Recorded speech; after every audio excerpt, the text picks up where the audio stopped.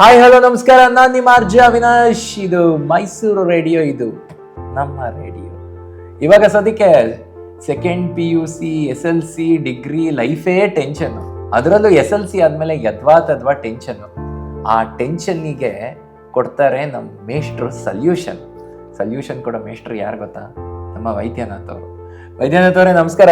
Once again welcome for the second episode. Thank you. So ನಿಮ್ಮ ಬಗ್ಗೆ ಹೇಳೋದಾದ್ರೆ, ನೀವು ಎಷ್ಟು ವರ್ಷ ಹೇಗೆ ಪಾಠ ಮಾಡಿ? 2007ರಿಂದ ಈ ಪ್ರೊಫೆಷನಲ್ಲಿದ್ದೀನಿ. ಸುಮಾರು ಪಾಠಗಳು ನಡೆದಿವೆ. ಸಾವಿರಾರು ವಿದ್ಯಾರ್ಥಿಗಳು ಪಾಸಾಗಿ ಹೋಗಿದ್ದಾರೆ. ಸಿಕ್ಕಿದ್ರೆ ವಾಪಸ್ ನಮಸ್ಕಾರ ಅಂತಾರೆ. ಅದರಿಂದ ನಾನು ಸಕ್ಸಸ್ಫುಲ್ ಅಂತ ಅಂದ್ಕೊಂಡಿದ್ದೀನಿ. ಓಕೆ. ಸೊ ಆ ಮಕ್ಕಳು ನಿಮ್ಮ ಹತ್ರ ಕಲ್ತೋಗಿರೋರು ನಮಸ್ಕಾರ ಅಂತ ಹೇಳಿದಾಗ ಎಲ್ಲೋ ಒಂದು ಕಡೆ ಮನಸ್ಸಿಗೆ ಖುಷಿ ಆಗುತ್ತೆ. ಅವ್ರು ಕೊಟ್ಟಿದ್ದ ಫೀಸ್ಗಿಂತ ಸಂತೋಷ ಆಗುತ್ತೆ. ಆಲ್ರೈಟ್. ಒಬ್ಬ ಒಳ್ಳೆ ಮೇಷ್ಟ್ರು ಕಡಿಮೆ ಫೀಸ್ ತಗೊಳ್ತಾರೆ ಅಂತಾರೆ, ಹೌದಾ? ನಾವು ಮೈಸೂರಲ್ಲಿ ಕಂಪೇರ್ ಮಾಡಿದ್ರೆ ಏನು ವಿದ್ಯಾರ್ಥಿಗಳಿಗೆ ನೆಸಿಟೀಸ್ ಇತ್ತು ಅದನ್ನು ಫುಲ್ಫಿಲ್ ಮಾಡ್ತಿದ್ವಲ್ಲ, ತುಂಬ ಕಮ್ಮಿ ಅಮೌಂಟಲ್ಲೇ ನಡೀತಾ ಇತ್ತು. ಈಗ ಈ ಕಾರ್ಪೊರೇಟ್ ಬಿಸ್ನೆಸ್ ಅನ್ನೋದಕ್ಕೆ ಇದು ಟ್ಯೂಷನ್ ಸೆಗ್ಮೆಂಟ್ ಇಳಿದ ಮೇಲೆ it has become A very costly affair. All right. ಈಗ ಆನ್ಲೈನಲ್ಲಿ ಕೆಲವರು ಪಾಠ ಹೇಳ್ಕೊಡ್ತಾರೆ. ಅದ್ರ ಬಗ್ಗೆ ತಾವೇನು ಹೇಳ್ತಾರೆ? ಆನ್ಲೈನಲ್ಲಿ ಪಾಠ ಮಾಡುವಂಥ ತಾವೇನಾದರೂ ಮಾಡಿದ್ದೀರಾ ಆನ್ಲೈನ್ ಪಾಠ? ಕೋವಿಡ್ ಟೈಮಲ್ಲಿ ಅದೊಂದು ನೆಸಿಟಿ ಇತ್ತು. ಕೋವಿಡ್ ಟೈಮಲ್ಲಿ ಏನೂ ಮಾಡೋಕ್ಕಾಗ್ತಿರ್ಲಿಲ್ಲ, ಅವಾಗ ಮಾಡಿದ್ವಿ. ಬಟ್ ಆನ್ಲೈನ್ ಪಾಠದ ಬಗ್ಗೆ ನನಗೆ ಅಷ್ಟಾದ ಪಾಸಿಟಿವ್ ಒಪಿನಿಯನ್ ಇಲ್ಲ. ನಿಮಗೆ ಒಂದು ರೀಸನ್ ಏನು ಅಂದರೆ, ಆನ್ಲೈನ್ ಅಂದ ತಕ್ಷಣ ಡೈರೆಕ್ಟ್ ಎಲ್ಲೂ ಐ ಟು ಐ ಕಾಂಟ್ಯಾಕ್ಟ್ ಬರಲಿಲ್ಲ. ಒಬ್ಬ ಸ್ಟೂಡೆಂಟ್ ಟೀಚರ್ ರಿಲೇಷನ್ ಇಂಟಿಮೆಸಿ ಅದರಲ್ಲಿ ಬೆಳೆಯಲ್ಲ, ಮೊದಲನೇ ಸಮಸ್ಯೆ. ಎರಡನೇದು, ಈ ಆನ್ಲೈನ್ ಪ್ಲ್ಯಾಟ್ಫಾರ್ಮಲ್ಲಿ ಈಗ ಸುಮಾರು ಜನ ಹುಟ್ಕೊಂಡ್ಬಿಟ್ಟಿದ್ದಾರೆ. ಹೌದು. ಪರ್ಟಿಕ್ಯುಲರ್ ಆಗಿ ಫೀಲ್ಡ್ ಆಫ್ ಮೆಡಿಸಿನ್, ಅಕಾಡೆಮಿಕ್ಸು, ಇವು ತುಂಬ ಪೊಲ್ಯೂಟ್ ಆಗಿಬಿಟ್ಟಿವೆ. ಯಾಕಂದ್ರೆ ಆನ್ಲೈನಲ್ಲಿ ಎಲ್ಲರೂ ಡಾಕ್ಟರ್ಸು, ಆನ್ಲೈನಲ್ಲಿ ಎಲ್ಲರೂ teachers. Okay. Last PUC pass ಆಗಿರೋನು ಅವ್ನು ಗೈಡ್ ಮಾಡಕ್ಕೆ ಶುರು ಮಾಡ್ಬಿಡ್ತಾನೆ, how to study for PUC ಅಂತ. ಓಕೆ. ಆ ಕಂಪ್ಲೀಟ್ ನಾಲೆಡ್ಜ್ ಇಲ್ಲದೆ ಇರೋರು, ಅಥಾರಿಟಿ ಇಲ್ಲದೆ ಇರೋರ ಹತ್ರ ಮಿಸ್ಲೀಡ್ ಆಗೋದು ಚಾನ್ಸಸ್ ಇದೆ. ಒಂದು ಇನ್ನೊಂದು ಇಂಪಾರ್ಟೆಂಟ್, ನೀವೇ ಅಬ್ಸರ್ವ್ ಮಾಡಿ ಅವಿನಾಶ್, ಯಾವುದೇ ಯೂಟ್ಯೂಬ್ ವಿಡಿಯೋ ಶುರುವಾಗಲಿ ಫಸ್ಟ್ ಏನು ಬರುತ್ತೆ? ಅಡ್ವರ್ಟೈಸ್ಮೆಂಟ್ ಆದ ತಕ್ಷಣ ಏನು ಹೇಳ್ತಾರೆ? ಕಡೆ ತನಕ ನೋಡಿ. ಸ್ಕಿಪ್ ಮಾಡೋಕ್ಕೆ ಒಂದು ಆಪ್ಷನ್ ಕೂಡ ಇರುತ್ತೆ ಸರ್. ಇರುತ್ತೆ, ಬಟ್ ಕಡೆ ತನಕ ನೋಡಿ ಅನ್ನೋದಂತೂ ಕಾಮನ್. ಹೌದು. ಅಂದರೆ ನಮಗೆ 2 ನಿಮಿಷದ ವಿಡಿಯೋನ ಕಂಪ್ಲೀಟಾಗಿ ನೋಡೋ ಪೇಷನ್ಸ್ ಇಲ್ಲ, ಯಾರಿಗೂ ಇಲ್ಲ. ಕೋಕೋ ಮೆಲನ್ ಅಂತ ಒಂದು ಮಕ್ಕಳಿಗೆ ವಿಡಿಯೋ ಬರುತ್ತೆ, ನೀವು ನೋಡಿರ್ತೀರ. ಹೌದಾ? ನೋಡಿ. ಅದರಲ್ಲಿ ಒಂದು ವಿಡಿಯೋ ಶುರುವಾದರೆ ಒಂದು 10 ಸೆಕೆಂಡಲ್ಲಿ 50 ಸತಿ ಕಲರ್ ಚೇಂಜ್ ಆಗುತ್ತೆ. ಸ್ಕ್ರೀನ್ ಕಲರ್ ಚೇಂಜ್ ಆಗ್ತಾನೆ ಇರುತ್ತೆ. ಟಕ್ ಟಕ್ ಅಂತ ಬೇರೆ ಬೇರೆ ವಿಡಿಯೋಗಳು ಶಿಫ್ಟ್ ಆಗ್ತಾ ಇರುತ್ತೆ. ಯಾಕೆ ಅಷ್ಟಾಗಬೇಕು ಅಂದರೆ, ಆ ಮಗುಗುವೆ ಒಂದನ್ನೇ ನೋಡೋ ಪೇಷನ್ಸ್ ಇಲ್ಲ. ಸೊ ಆ ಸ್ಕ್ರೀನ್ ಅಟ್ರಾಕ್ಷನ್ ಮೇಂಟೈನ್ ಮಾಡ್ಕೊಳ್ಳೋದಕ್ಕೆ ಸ್ಕಿಪ್ ಮಾಡ್ಕೊಂಡು ಬೇರೆ ಬೇರೆ ಕಲರು, ಬೇರೆ ಬೇರೆ ಕ್ಯಾರೆಕ್ಟರ್ ತೋರಿಸಿ ಮಗುನ ಅದಕ್ಕೆ ಅಟ್ರಾಕ್ಟ್ ಮಾಡ್ತಾರೆ. ಸೊ ಹಾಗಿರುವಾಗ ಒಬ್ಬ PU ಸ್ಟೂಡೆಂಟು 1 ಗಂಟೆ 2 ಗಂಟೆ ಕೂತ್ಕೊಂಡು ಆನ್ಲೈನಲ್ಲಿ ಪಾಠ ಕೇಳ್ತಾನೆ ಅಂದರೆ ಅಷ್ಟು ಬಿಲೀವಬಲ್ ಅಲ್ಲ. ಓಕೆ. ಸೊ ಇವಾಗ ನಾನು ಸೆಕೆಂಡ್ PUC ಅಂದಾಗ ನನ್ನ ಸುಮಾರು ಜನ ಫ್ರೆಂಡ್ಸ್ ಮಕ್ಕಳೆಲ್ಲ ನೋಡಿದ್ದೀನಿ, ಓದ್ತಾ ಇರ್ತಾರೆ, ಮಾಡ್ತಾ ಇರ್ತಾರೆ. ಸೊ ಇವಾಗ ಏನೋ ಟೆಸ್ಟ್ ಸೀರೀಸ್ ಅಂತ ಬಂದ್ಬಿಟ್ಟಿದೆ. ಈ ಟೆಸ್ಟ್ ಸೀರೀಸ್ ಅಂದರೆ ಈ ಸೀರೀಸ್ ಆಫ್ ಟೆಸ್ಟ್ಗಳು ಕೊಡ್ತಾನೆ ಇರ್ತಾರ, ಅದು ಹೇಗೆ? ಈ ಟೆಸ್ಟ್ ಸೀರೀಸ್ಗಳು ಇದೊಂದು ಪ್ಯಾಕೇಜೇ ಬಂದ್ಬಿಟ್ಟಿದೆ Vinash. Okay. PUC second year ನೀವಿದ್ರೆ ಆನ್ಲೈನಲ್ಲಿ ಇದರಲ್ಲಿ ಬರುತ್ತೆ. ಇದು ಆನ್ಲೈನಲ್ಲಿ ಇರುತ್ತೆ, ಆಫ್ಲೈನಲ್ಲಿ ಇರುತ್ತೆ? ಆನ್ಲೈನ್ ಆಫ್ಲೈನ್ ಎರಡೂ ಇದೆ, ಬಟ್ ಎರಡು ಆಬ್ಜೆಕ್ಟಿವ್ ಟೈಪ್. ಏನಕ್ಕೆ? ವ್ಯಾಲ್ಯೂಯೇಷನ್ ಈಸಿ ಆ ಟೆಸ್ಟ್ಗಳನ್ನು ಮಾಡಿದ್ರೆ. ಓಕೆ. ಸೊ ಹಾಗಾಗಿ ಮೇಷ್ಟ್ರಿಗೆ ಕೆಲಸ ಕಡಿಮೆ, ಮೇಷ್ಟ್ರಿಗೆ ತುಂಬ ಕೆಲಸ ಕಮ್ಮಿ. ಅದಕ್ಕೆ AI ಟೂಲ್ಗಳು ಬಂದ್ಬಿಟ್ಟಿವೆ. ಅದೇ ಪೇಪರ್ ಸೆಟ್ ಮಾಡುತ್ತೆ, ಅದೇ ವ್ಯಾಲ್ಯೂ ಮಾಡುತ್ತೆ, ಅದೇ ಕೊಡುತ್ತೆ. ಒಂದ್ಸತಿ ನೀವು ಆ ಟೂಲ್ ರೆಡಿ ಮಾಡಿ ಇಟ್ಕೊಂಡ್ಬಿಟ್ರೆ ನೀವು ಸೀರೀಸ್ ಆಫ್ ಟೆಸ್ಟ್ ಮಾಡ್ಕೊಂಡು ಹೋಗ್ಬೋದು. ಆದ್ರೆ ಸ್ಟೂಡೆಂಟ್ ಯಾವ ಲೆವೆಲ್ಗೆ ಅರ್ಥ ಮಾಡ್ಕೊಂಡಿದ್ದಾನೆ ಅನ್ನೋದನ್ನ ಯಾವ ಆಬ್ಜೆಕ್ಟಿವ್ ಟೆಸ್ಟು, ಯಾವ AI ಟೂಲಿಂದನೂ ಜಡ್ಜ್ ಮಾಡೋದು ಕಷ್ಟ. ಯಾಕಂದ್ರೆ ಅವ್ನು ಬರೀ ಆನ್ಸರ್ನ ಮಾರ್ಕ್ ಮಾಡ್ತಾನೆ, ಡಿಸ್ಕ್ರಿಪ್ಟಿವ್ ಆಗಿ ಬರೆಯಲ್ಲ. ಏನು ಅವನೇನು ಇಂಕಿ ಪಿಂಕಿ ಪಾಂಕಿಲ್ ಹಾಕದ್ನ, ಯೋಚನೆ ಮಾಡಿ ಹಾಕದ್ನ ಗೊತ್ತಾಗಿರೋದಿಲ್ಲ. ಇದೊಂದು ಸಮಸ್ಯೆ. ಎರಡನೇದು, ಟೆಸ್ಟ್ಗೆ ಒಂದು ಲಿಮಿಟೇಷನ್ ಇದೆ. ಸಪೋಸ್ ಯಾರೋ ಮನೇಲಿ ಡಯಾಬಿಟಿಕ್ ಅಂದರು, ಅಥವಾ ಒಂದು ಸ್ವಲ್ಪ ಏಜ್ ಆಯಿತು, 45 ಇಯರ್ಸ್ ಆಯಿತು.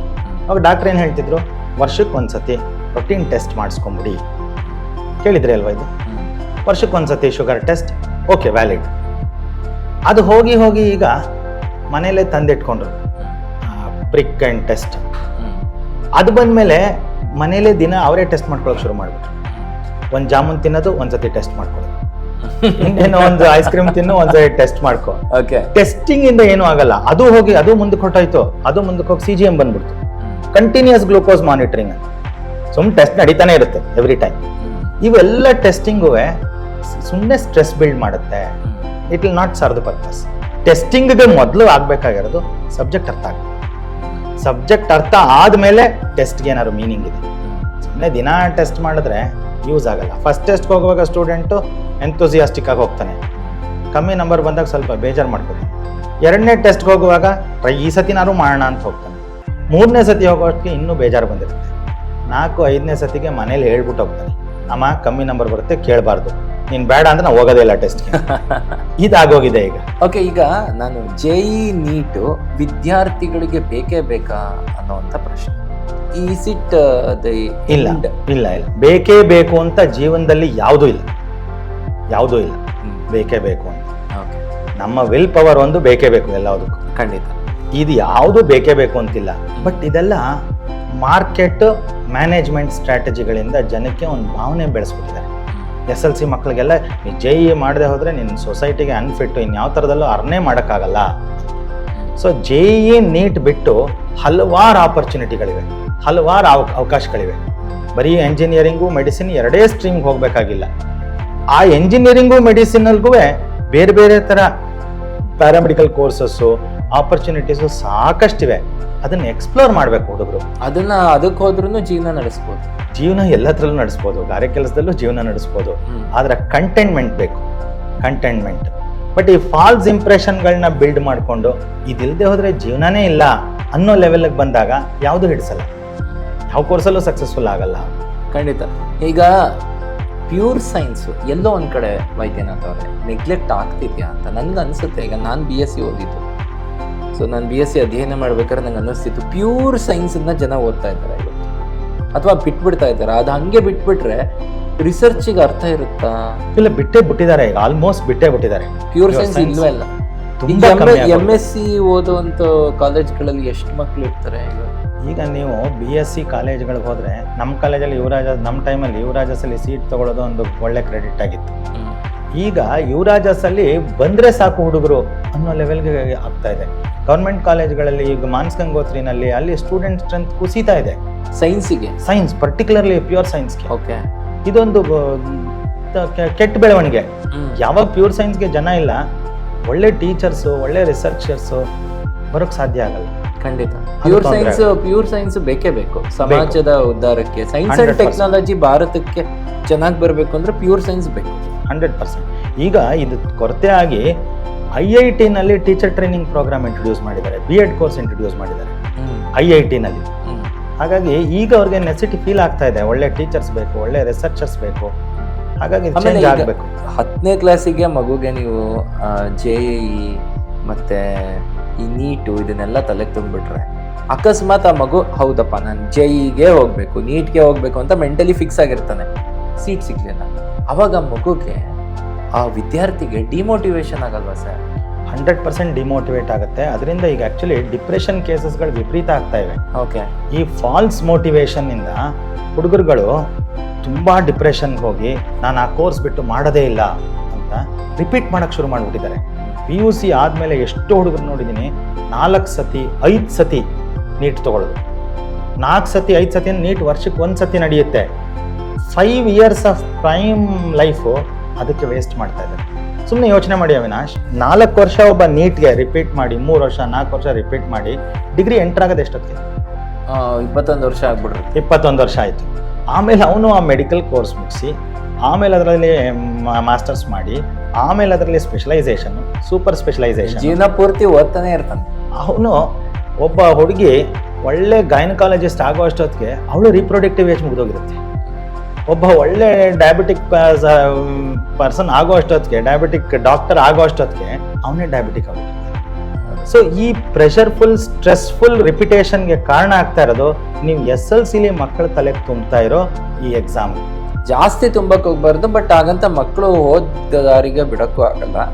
ಅವ್ರಿಗೆ ನೋಡಪ್ಪ, ಓದಿದ್ರೆ ನಿಂಗೆ ಒಳ್ಳೆ ಮಾರ್ಕ್ಸ್ ತಗೊಂಡು ಕಷ್ಟಪಟ್ಟರೆ ಒಂದು ಒಳ್ಳೆ ಜೀವನ ಇದೆ ಅಂತಾದರೂ ಇಲ್ಲ ಅವಿನಾಶ್, ಇದರಲ್ಲಿ ಏನಾಗ್ತಿದೆ ಅಂದರೆ 2 ಥರ ಪ್ರಿಪ್ರೇಷನ್ ಇದೆ. ಒಂದು ಅರ್ಥ ಮಾಡಿಕೊಂಡು ಡೀಟೇಲಾಗಿ ಕಲ್ತ್ಕೊಂಡು ಕಾನ್ಸೆಪ್ಟು ಕಾಂಪ್ರಿಹೆನ್ಷನ್ನು ಕಾನ್ಫಿಡೆನ್ಸ್ ಬಿಲ್ಡ್ ಮಾಡಿಕೊಂಡು ಎಕ್ಸಾಮ್ಗೆ ಹೋಗೋದು. ಇಲ್ಲ ಇನ್ನೊಂದು ಬರೀ ಎಕ್ಸಾಮ್ಗೆ ಟಾರ್ಗೆಟ್ ಮಾಡೋದು. ಈಗ ಒಂದು 10 ವರ್ಷದ ಕ್ವಶನ್ ಪೇಪರ್ ತೆಗೆದ್ರೆ ನಿಮಗೆ ಯಾವ್ಯಾವ ಥರ ಪ್ಯಾಟ್ರನ್ ಕೇಳಿದಾನೆ ಏನು ಬರ್ಬೋದು ಅಂತ ಗೊತ್ತಾಗುತ್ತೆ. ಅಷ್ಟನ್ನು ಮಾತ್ರ ಸೆಲೆಕ್ಟಿವ್ ಆಗಿ ಓದ್ಕೊಂಡು ಎಕ್ಸಾಮ್ಗೆ ಹೋಗಿ ಎಕ್ಸಾಮ್ ಪಾಸ್ ಆಗ್ಬೋದು, ಬಟ್ ಅದರಿಂದ ಮುಂದಿನ ಕಂಟಿನ್ಯೂಡ್ ಸ್ಟಡೀಸ್ಗೆ ತೊಂದರೆ ಆಗುತ್ತೆ. ಖಂಡಿತ. ಸೊ ಈ ಸ್ಟ್ರಾಟಜಿಕ್ ಪ್ರಿಪ್ರೇಷನ್ ಇದೆಯಲ್ಲ, ಬರೀ JEE ಟ್ರೈನಿಂಗ್, ನೀಟ್ ಟ್ರೈನಿಂಗ್ ಇದಲ್ಲ, ಫಿಸಿಕ್ಸ್, ಕೆಮಿಸ್ಟ್ರಿ, ಮ್ಯಾಥ್ಸ್, ಬಯಾಲಜಿ ಇದನ್ನ ಡೀಟೇಲ್ ಆಗಿ ಓದಿ. ಅದು ಎಲ್ಲ ಎಕ್ಸಾಮ್ಗೂ ಸಪೋರ್ಟ್ ಮಾಡುತ್ತೆ. ಒಂದು ಎಕ್ಸಾಮ್ಗೆ ಸ್ಟ್ರಾಟಜಿಕ್ ಪ್ರಿಪ್ರೇಷನ್ ಉಪಯೋಗ ಆಗುತ್ತೆ. ನಿಮ್ಮ ಮಾತು ಕೇಳಿದ್ಮೇಲೆ ನನಗೆ ಈ ಪ್ರಶ್ನೆ ಕೇಳಬೇಕು ಅಂತ ಅನ್ನಿಸ್ತಿದೆ. ಒಬ್ಬ ಸ್ಟೂಡೆಂಟನ್ನ ಒಬ್ಬ ಟೀಚರ್ ಆಗಿ ನೀವು ಹೇಗೆ ಗೇಜ್ ಮಾಡ್ತೀರಿ? ಅವಿನಾಶ್, ಈಗ ಏನಾಗಿದೆ ಅಂದರೆ SSLCಲಿ ಒಬ್ಬ ಸ್ಟೂಡೆಂಟ್ SLC ಸ್ಕೂಲಲ್ಲಿದ್ದ ಅಂದರೆ ಸುಮಾರು ಫೋನ್ಗಳು ಬರುತ್ತೆ ನಮಗೆ. ನಾವು ಒಂದು ಎಂಟ್ರೆನ್ಸ್ ಟೆಸ್ಟ್ ಮಾಡ್ತಾ ಇದ್ದೀವಿ, ನೀವು ಬಂದು ಅಟೆಂಡ್ ಮಾಡಿ, ನಿಮಗೆ ಸ್ಕಾಲರ್ಶಿಪ್ ಸಿಗುತ್ತೆ, ನೀವು ಕಂಟಿನ್ಯೂ ಮಾಡ್ಬೋದು. ಬಟ್ ಈ ಎಂಟ್ರೆನ್ಸ್ ಎಕ್ಸಾಮ್ಗಳೆಲ್ಲ ಏನಾಗ್ತಿವೆ ಅಂದರೆ ಯಾವುದೂ ಸ್ಟೂಡೆಂಟ್ನ ಕರೆಕ್ಟಾಗಿ ಜಡ್ಜ್ ಮಾಡ್ತಾ ಇಲ್ಲ. ಬದಲಾಗಿ ಎಲ್ಲ ಸ್ಟೂಡೆಂಟ್ಗೂ ಫಾಲ್ಸ್ ಮೋಟಿವೇಶನ್ ಕೊಟ್ಬಿಡ್ತಾ ಇದ್ದಾರೆ. ಅದರಿಂದ ಹೋಗಿ ಸ್ಟೂಡೆಂಟು JEEಗೋ ನೀಟ್ಗೋ ಅಂತ ಸೇರ್ಕೊಂಡ್ಬಿಡ್ತಾನೆ. ಅವನಿಗೆ ಅದರ ಆಳ ಅಗಲ ಗೊತ್ತಿಲ್ಲ, ಸುಮ್ಮನೆ ಸೇರ್ಬಿಟ್ಟ. ಅಲ್ಲಿ ಹೋಗಿ 2 ತಿಂಗಳಿಗೆ ಅವ್ನಿಗೆ ಬೇಜಾರಾಗ್ಬಿಡುತ್ತೆ, ಅಯ್ಯೋ ನಾನು ಈ ಥರ ಅಂತ ಅಂದ್ಕೊಂಡಿರಲಿಲ್ಲ.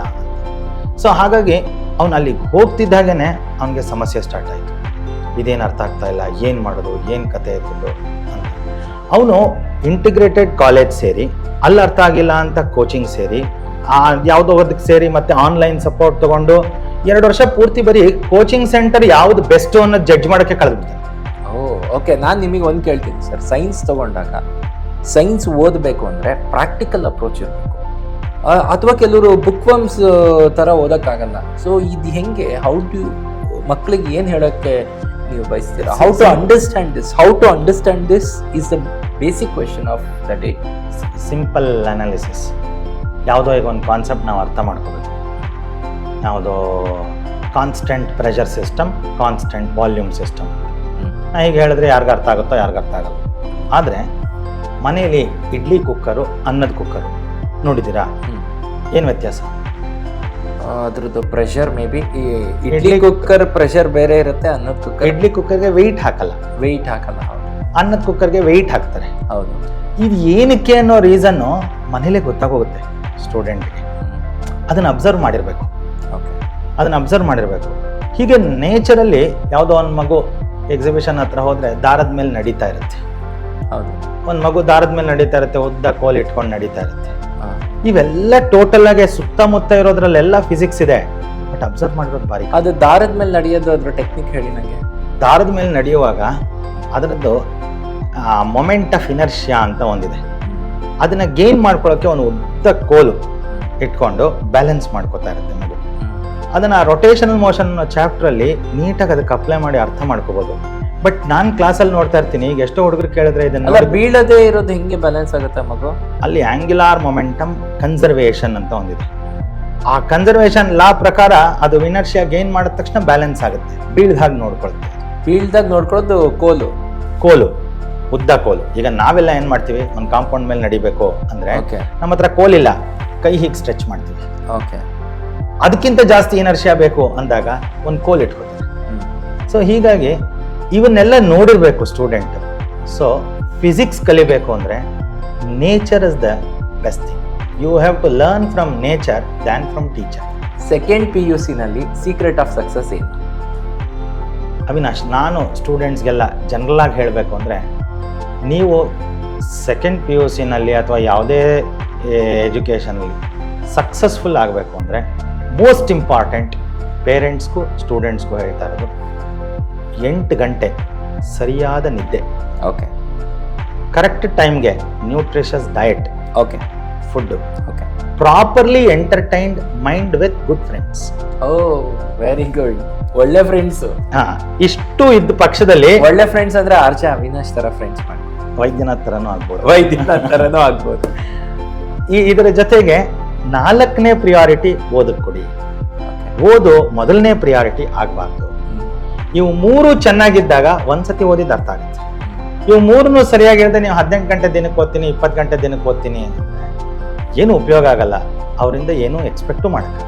ಆಲ್ರೈಟ್, ಈ ಸೈನ್ಸನ್ನು ಅರ್ಥ ಮಾಡ್ಕೊಳ್ಳೋದು ಬಿಕಾಸ್ ನಾನು ಯೋಚನೆ ಮಾಡಿದ್ದೀನಿ, ಬೇರೆ ಸಬ್ಜೆಕ್ಟ್ ಹಿಸ್ಟ್ರಿ ಎಲ್ಲ ಓದ್ತಾ ಇದ್ರೆ ಓದಿಸ್ಕೊಂಡು ಹೋಗ್ಬಿಡುತ್ತೆ. ನಂಗೆ ತುಂಬ ಇಷ್ಟ ಇತಿಹಾಸ, ಓದ್ತಾ ಇದ್ರೆ ಓದ್ತಾನೇ ಇರಬೇಕು ಅನ್ಸುತ್ತೆ. ಈ ಸೈನ್ಸು ಎಲ್ಲೊಂದು ಕಡೆ ಸ್ಟಕ್ ಆಗ್ತೀವಿ, ಇದನ್ನ ಅರ್ಥ ಮಾಡ್ಕೊಳ್ಳೋದು ಹೆಂಗೆ? ಸೈನ್ಸ್ ಅರ್ಥ ಮಾಡ್ಕೊಳ್ಳೋದು ಆಗಲ್ಲ ಅನ್ನೋ ಒಂದು ಮೈಂಡ್ ಸೆಟ್ ಇದೆಯಲ್ಲ, ಅದನ್ನ ಫಸ್ಟ್ ಆಚೆ ತೆಗಿಬೇಕು.